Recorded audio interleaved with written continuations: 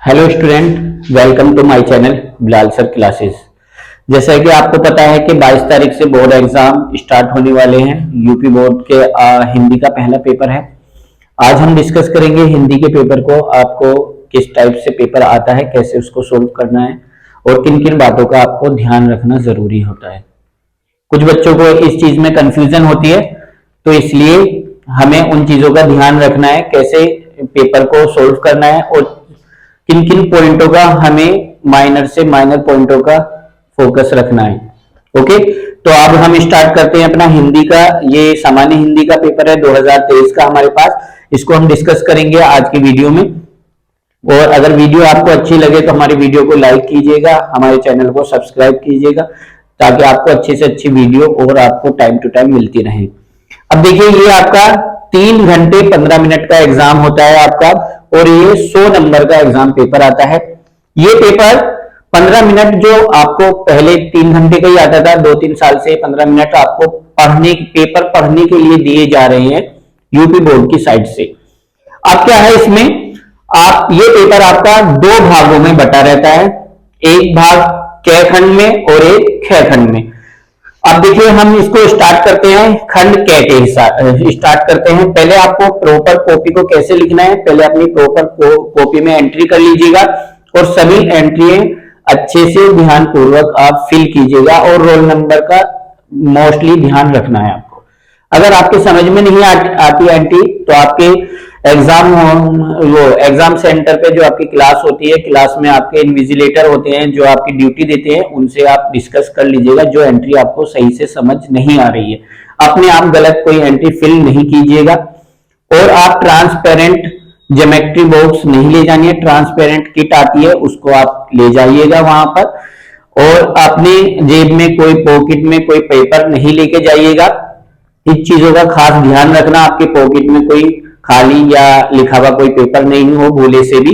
और आपके पास कोई स्मार्ट वॉच नहीं होनी चाहिए और मोबाइल फोन भी आपका अलाउ नहीं होगा। और आज अब ये नया, वैसे रूल्स तो पहले से ही है, मगर आपके स्ट्रिक्टली ये फॉलो किया जा रहा है कि आपके शूज पहन के नहीं जाने हैं, आपको स्लीपर में जाना है। इस चीज का भी आप ध्यान रखिएगा। ओके, कभी वहां शूज जाएंगे तो आपके शूज क्लासरूम से बाहर उतरवा दिए जाएंगे। तो ध्यान रखिएगा कि आप स्लीपर में ही पेपर दें, ताकि आपको डिस्टरबेंस ना क्रिएट हो। इन चीजों का ध्यान रखने के साथ साथ ही आपको 15 मिनट मिलते हैं पेपर को अच्छे से स्टडी करने के लिए। आप पेपर को पहले अच्छे से स्टडी कीजिएगा। जो पहले आपका खंड क्या आपको अटेम्प्ट करना है, तो जब आप पेपर को करेंगे तो क्या कीजिएगा, इसमें हिंदी के पेपर में एक चीज का विशेष रूप से ध्यान दिया जाना चाहिए कि आपकी राइटिंग बहुत अच्छी होनी चाहिए। राइटिंग पे ज्यादा फोकस होना चाहिए, वरना आपके मार्क्स कट जाते हैं। उसी वजह से बच्चा मैं तो पूरा पेपर करके आया था, मेरे मार्क्स कट गए, ऐसे ये क्यों कम आए। तो राइटिंग का इश्यू होता है और लिखने का फर्क होता है। हेडिंग कहाँ बनानी है, कैसे बनानी है, कब बनानी है, उन चीजों का आपका ध्यान नहीं होता है। इस वजह से आपके मार्क्स थोड़े से कम हो जाते हैं। तो इन छोटे छोटे पॉइंटों का आज हम डिस्कस करेंगे। पहले हम क्या करेंगे, पेपर के पेज को थोड़ा सा लाइनिंग बना देंगे दोनों साइड, ताकि आपकी सेंटर बन जाए और आप पेज के बीचों बीच उसका यूज कर सके और आपकी राइटिंग आगे पीछे ना हो पाए। स्केल से आप एक लाइन छोटी सी इधर बना लीजिएगा, एक लाइन इधर बना लीजिएगा, थोड़े से स्पेस के साथ। फिर सेंटर में आपको हेडिंग डालनी है खंड क। तो सेंटर से स्टार्ट कीजिएगा। खंड आपको स्टार्टिंग में क जो आप रिसीव करेंगे, तो आप हेडिंग ब्लैक पेन से आपको लिखना है। इसमें हेडिंग में थोड़ा सा उसका पेन आपका ब्लैक हो और थोड़ा सा हैवी राइटिंग वाला हो, उसको ध्यान रखिएगा। आगे चलते हैं हम। फिर हमारा खंड के में आपके 5 गद के विकल्प आते हैं, गद से आते हैं रिलेटेड। ये आप कोई भी मॉडल पेपर में से स्टार्टिंग से पढ़ लीजिएगा। फिर खंड के में आपका दूसरा क्वेश्चन होता है, इसमें भी 5 विकल्प आते हैं। ये पद के इतिहास में से आपके 5 विकल्प आते हैं। ये आपके क्वेश्चन आपके विकल्प में होते हैं, तो आपको आंसर विकल्प में ही देना है इनको। फिर आपका आता है तीसरा क्वेश्चन गद्यांश का आता है आपका। ये आपका हिंदी गद का जो आपकी किताब है उसमें से आता है। उसमें से 2 ये आपके पैराग्राफ्स आते हैं, उसके नीचे 5 क्वेश्चन दिए होते हैं। 10 नंबर का क्वेश्चन होता है आपका। उन 5 में आपका पहला क्वेश्चन जो होता है उसमें पाठ और लेखक का नाम आपको मोस्टली पता होना चाहिए। और दूसरा क्वेश्चन जो होता है रेखांकित अंक की व्याख्या कीजिए। ये दो क्वेश्चन हर साल कॉमन ही होते हैं आपके, और आपको पाठ और लेखक का नाम अच्छे से पता होना चाहिए। उसी गद्यांश को आपको अटेम्प्ट करना है। और अथवा में एक और गद्यांश आता है, तो दोनों में से जो आपको पाठ और लेखक का पता हो उसको आप अटेम्प्ट कीजिएगा। तीसरा क्वेश्चन आता है आपका पद्यांश में से आता है, पद्यांश खंड में से आता है। इसमें भी ये भी 10 नंबर का क्वेश्चन होता है। 2-2 मार्क्स के आपके 5 क्वेश्चन आएंगे। इसमें से क्या करना है, ये भी आपका शीर्षक पूछ लेता है। शीर्षक में पाठ का नाम ही देना होता है और इसमें कवि का नाम लिखा जाता है, ना कि लेखक का नाम। ये चीज आपको ध्यान रखनी है। और रेखांकित अंश की व्याख्या करनी है। ये वही क्वेश्चन है कि जो अंडरलाइन होंगी यहाँ पर कुछ लाइनें, जैसे ये 4, 5, 6 लाइन आई है टोटल, मगर 2 लाइन अंडरलाइन है, तो इनको अपने शब्दों में आपको व्याख्या करनी है।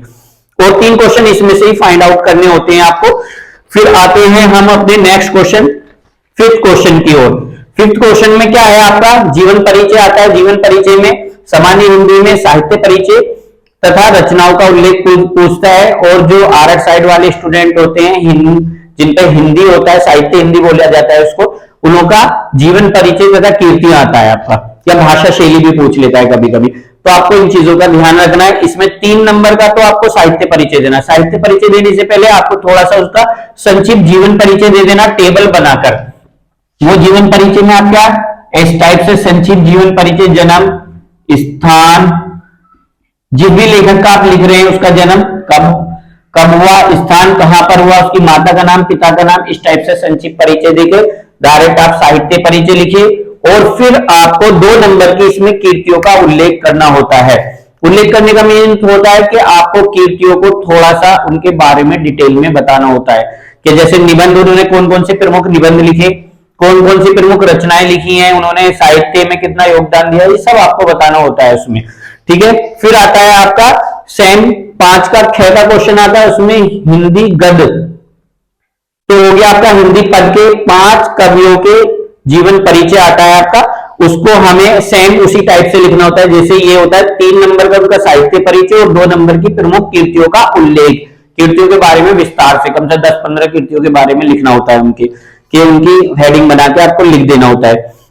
फिर 6वां क्वेश्चन आता है आपका, ये आपकी किताब होती है कहानियों की, इसमें पंचलाइट बहादुर कहानी में से एक का सारांश या कथा वस्तु आपके लिखने के लिए आएगी।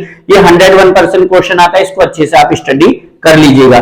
7वां क्वेश्चन आता है आपका 100 पठित काव्य खंड के आधार पर एक खंड के एक प्रश्न पत्र का उत्तर दीजिए। इसमें आपके स्टेट डिस्ट्रिक्ट वाइज होते हैं, आपकी 6 किताबें होती हैं। उसमें से जो गाजियाबाद जिले की बात कर रहे हैं हम, गाजियाबाद के लिए श्रवण कुमार खंड काव्य के आधार पर, श्रवण कुमार खंड काव्य के आधार पर ये वाला आपको रिसीव करना होता है श्रवण कुमार खंड का। तो ये वाली बुक यहाँ पर ये चलती है, इसको पढ़ा जाता है इसको। तो इसके बारे में आपके 2 क्वेश्चन होंगे, एक अथवा में होगा, एक ऊपर उसके होगा। उन दोनों क्वेश्चनों में से एक क्वेश्चन आपको पढ़कर लिखना है। एक तो आपको इसमें सर्ग आता है, आपके 7 सर्ग है, 7 सर्ग या 8 सर्ग है, उन सर्गों में से एक का एक्सप्लेनेशन पूछ लेगा, या फिर आपको 1-2 आपके, एक तो श्रवण कुमार या राजा दशरथ का चरित्र चित्रण पूछ सकता है वो आपका। फिर आता है आपका यहां तक खंड के हमारा कंप्लीट हो जाता है। फिर आगे चलते, फिर आगे आता है हमारा खंड ख। तो खंड के भी आप स्टार्ट करोगे न्यू पेज के साथ, यहां पर खंड ख की जगह क को हटाकर खंड ख बना देंगे हम। खंड ख में क्या होता है, ज्यादा कुछ नहीं है, इसमें संस्कृत आपका स्टार्ट हो जाता है। ये 7 नंबर का गद्यांश आता है सेम। इसमें से आपका भारतीय संस्कृत पाठ और महामानवीय पाठ, ये आपका मोस्ट इंपोर्टेंट होता है। इनकी आपकी हिंदी अनुवाद करने के लिए आता है। 2 नंबर का संदर्भ लिखना होता है और 5 नंबर का इनका हिंदी अनुवाद के मिलते हैं आपको। इसके संदर्भ में ओनली पाठ का नाम, अगर हम संस्कृत का संदर्भ लिख रहे हैं, संदर्भ में आपको इसमें ओनली पाठ का नाम लिखना होता है और संस्कृत खंड से लिया गया है, इसमें लेखक का नाम नहीं होता है, नहीं लिखते हैं हम इसमें। फिर आपका इसी में संस्कृत में से श्लोक आता है, 7 नंबर का होता है, उसमें भी आपको संदर्भ लिखना होता है। और संदर्भ में आपको क्या लिखना होता है कि उसमें भी आपको ओनली आपको पाठ का, सुभाष रत्नानी पाठ जो है वो बहुत इंपॉर्टेंट है, उसमें से हर साल ये पिछले लास्ट ईयर के दोनों श्लोक उसमें से ही आए हुए हैं आपके। फिर आपका आता है 9वां क्वेश्चन। 9वें क्वेश्चन की अगर हम बात करें तो ये आपका सिंपल क्वेश्चन होता है जो आप बचपन से पढ़ते हुए आते हैं। मुहावरों का अर्थ लिखिए और उन्हें वाक्यों में प्रयोग कीजिए। एक एक नंबर का होता है, पहले उसका अर्थ लिखना होता है, कोई भी मुहावरा जैसे इसमें दिया हुआ है, अपना उल्लू सीधा करना, मतलब अपना काम निकालना। फिर उस पर एक वाक्य भी बनाना होगा, तब आपके दोनों होंगे, 2 नंबर पूरे होंगे। वरना कुछ बच्चे ऐसे होते हैं कि वो क्या करते हैं कि वो 19 का अर्थ तो लिख के आते हैं, उसे वाक्यों में प्रयोग नहीं कर पाते हैं। फिर आपका ये 10वां क्वेश्चन है, ये इस साल कट कर दिया गया है। अगर किसी बच्चे को नहीं पता है तो वो इस क्वेश्चन को नहीं पढ़े। संधि विच्छेद और विभक्तियां जो आती थी 10वें क्वेश्चन में 5 नंबर की आपकी, ये हटा दी गई है। तो आप इस चीज का ध्यान रखना। इसकी जगह आपका एक अपठित गद्य या पद में से एक पैराग्राफ आता है, उसमें से एमसीक्यू दिए हुए होते हैं, उसमें से आपको फाइंड आउट करने होंगे। इस क्वेश्चन में ये हो गया है, चेंज कर दिया गया है, मतलब कि अपठित आ जाएगा, सॉरी स्वपठित नहीं, अनसीन पैसेज आता है जैसे इंग्लिश में, उसी तरीके से उसमें से आपको क्वेश्चन फाइंड करने होंगे। वो भी अथवा में आएगा, या तो गद्य वाला अटेम्प्ट कर लो या पद वाला। गद्य वाला ज्यादा इजी रहता है, उसकी लैंग्वेज इजीली आप कर पाओगे, तो इजी हो जाता है, उसको आप कहिएगा। फिर आता है आपका 11वां क्वेश्चन। 11वें क्वेश्चन में क्या होता है, एक शब्द युग्म दिया हुआ होता है, उसके उनकी प्रोनाउंसिएशन तो सेम होती है, बोलने में वो एक ही आवाज से निकालते हैं, स्वर एक ही होता है उनका, मगर उनके अर्थ जो अलग अलग होते हैं। फिर आपका इसके टाइप के 2 क्वेश्चन होते हैं सेम। फिर एक पर्यायवाची आते हैं, आपका एक शब्द के 2 पर्यायवाची लिखिए, जो सेम ही मीनिंग वाले होते हैं, उसको पर्यायवाची में आपको बोलना होता है। फिर आपका 11वें का व्यय क्वेश्चन आता है कि इसमें शब्द का निम्नलिखित वाक्यांशों के लिए सही शब्द का चयन करके लिखिए। एक आपको ऐसे शब्द दे दिया जाएगा, उसमें से सही शब्द को चुनकर आपको लिखना होता है। ये भी विकल्प में आएंगे आपके 2 क्वेश्चंस। फिर आपको 2 नंबर के गृह क्वेश्चन में आ जाते हैं आपके कि आपको 4 या 5 आपको वाक्य लिखे हुए होंगे, उनको शुद्ध करके लिखना होगा। शुद्ध करके मतलब सही में, उसमें थोड़ी बहुत माइनरी एरर होंगी, उनको आपको सही करना होता है। फिर 12वां क्वेश्चन आता है। 12वें क्वेश्चन में आपके रस आते हैं, आपका वीर रस, करुण रस, इस टाइप का वो विध उदाहरण लिखना होगा आपको। रस आपका वीर रस और करुण रस, ये इंपॉर्टेंट है इस साल के लिए आपका। फिर आपका ख आता है। ख में आपका उत्प्रेरक अलंकार आता है, कोई सा भी अलंकार आपसे पूछा जाएगा, उपमा अलंकार, उत्प्रेरक अलंकार, ठीक है, ये आपका आ सकता है। फिर आपका एक छंद आता है, छंद में आपका कुंडली या दोहा इंपॉर्टेंट है, आप इसको ही कर लीजिएगा, ये आपका हो जाएगा। विध उदाहरण ही करना है सारे आपके, एक एक नंबर की इनकी परिभाषा होती है और एक एक नंबर का उदाहरण होता है। फिर आपका 13वें क्वेश्चन में आता है किसी भी एक पत्र लेखन आता है आपको। पत्र लेखन में शिकायत पत्र भी हो सकता है कि आपको डीएम को पत्र लिखना, आपके यहाँ गंदगी है, प्रदूषण फैल रहा है, मच्छरों की भी बीमारी, मच्छरों की वजह से बीमारी फैल रही है, बिजली अप डाउन हो रही है, ये इस टाइप के पत्र होते हैं। या आपका बैंक से ऋण लेने के लिए, बैंक से लोन लेने के लिए पत्र इंपॉर्टेंट है इस साल के लिए। और किसी भी स्कूल में अध्यापक के, टीचर के लिए या क्लर्क के लिए, नौकरी के लिए पत्र लेखन भी बहुत इंपॉर्टेंट है आपका। और लास्ट हमारा क्वेश्चन है इसमें, 14वां क्वेश्चन है ये, 14 क्वेश्चन। अपनी भाषा शैली में एक निबंध लिखिए। ये 2 + 7 नंबर का आपका लिखा है, टोटल 9 नंबर है।